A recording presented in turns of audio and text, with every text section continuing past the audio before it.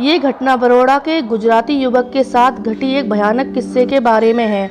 उसका नाम जिग्नेश है। वो अपने माँ बाप के साथ अलकापुरी में रहता है। उसके पापा की मिठाई की दुकान है और माता गृहिणी है।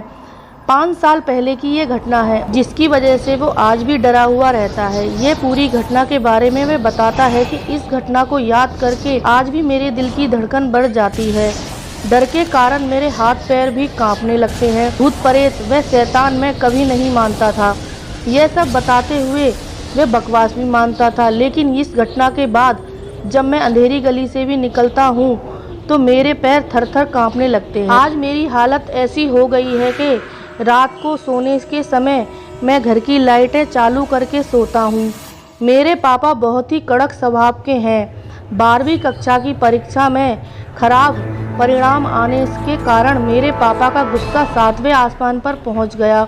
उन्होंने मुझे मार पीट कर घर से बाहर निकाल दिया और बड़ौदा से राजकोट भागकर चला आया। वहीं पे मुझे एक दोस्त ने रहने के लिए मदद की, लेकिन मुझे कौन काम देगा क्योंकि मैं 12वीं कक्षा में नापाक हुआ था। नौकरी नहीं मिली, फिर भी मैंने हिम्मत नहीं हारी।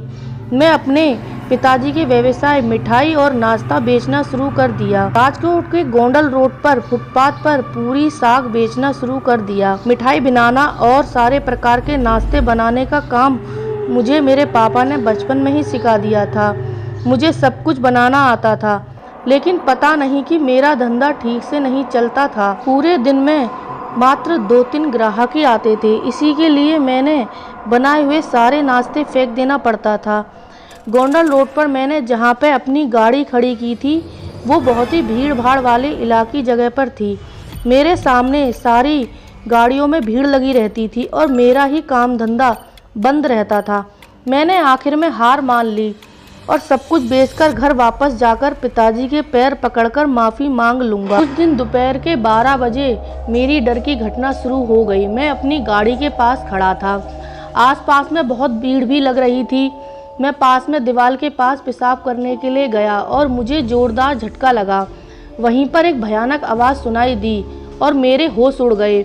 मुझे ऐसा लगा कि कोई प्यासा पानी पी के संतुष्ट हुआ हो, ऐसे खुश हुआ हो। थोड़ी देर में देखा कि मेरी गाड़ी के आसपास भीड़ जमा होने लगी है और मैं ज़मीन पर गिर गया।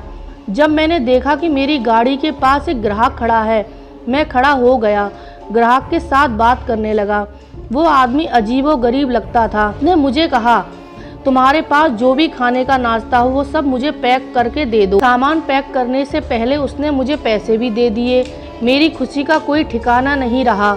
उस आदमी ने मेरी सारी मिठाई नाश्ता सब कुछ खरीद लिए और मुझे ज़्यादा पैसे भी दिए। इसलिए मेरी हिम्मत और बढ़ गई और मैंने बड़ौदा वापस जाना टाल दिया। वो आदमी हर रोज आता, मेरी सारी मिठाई और नाश्ता खरीद लेता। एक बार मैं बाहर घूमने गया और उस दिन गाड़ी नहीं निकाली। दूसरे दिन गाड़ी लेके मैं काम पर पहुंचा तो वो आदमी मेरे सामने आके खड़ा हो गया और गुस्से से लाल होके मेरे सामने घूरने लगा। उसने मुझे सिर्फ उतना ही कहा, मैंने तुम्हें तुम्हारी तकलीफ में मदद की और तूने मुझे कल भूखा रखकर इसका बदला लिया। अब मैं तुम्हें इसकी सज़ा ज़रूर दूंगा। बस इतना ही बोल के वह दीवार के पास पड़े पत्थर की तरफ गया जहां मैंने पेशाब करने के लिए गया था। वहां जाके वो अचानक गायब हो गया। उसकी धमकी और उसका गायब हो जाना यह देखकर मेरे तो पसीने छूट गए। उसी क्षण में गाड़ी वहीं पर रखकर राजकोट के लिए टिकट बिना लिए ही चला गया। पिताजी से माफ़ी भी मांग ली। अब तो राजकोट शहर की बात तो दूर, उसका नक्शा भी देखना नहीं चाहता। आशा करती हूँ आपको ये कहानी पसंद आई हो और अगर आपके जीवन में कोई ऐसी भूतिया घटना घटी हो तो मुझे कमेंट बॉक्स में ज़रूर बताएं। धन्यवाद।